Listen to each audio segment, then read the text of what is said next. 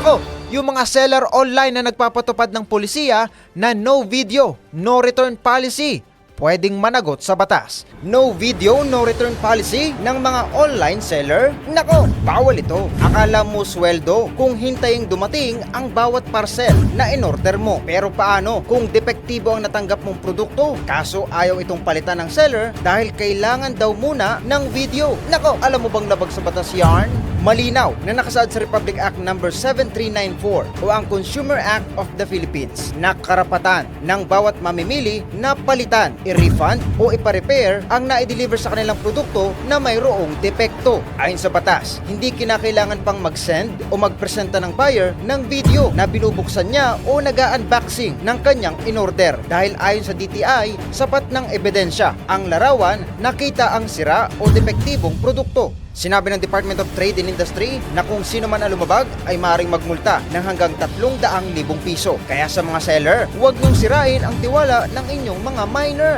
o yung mga customer niyong nagmamine ng produkto niyo. Kaya pag-isipang mabuti ang mga ipinatutupad na pulisiya. Baka maereklamo pa ang negosyo mo at masabihan ka pa ng, nako, bawal ito.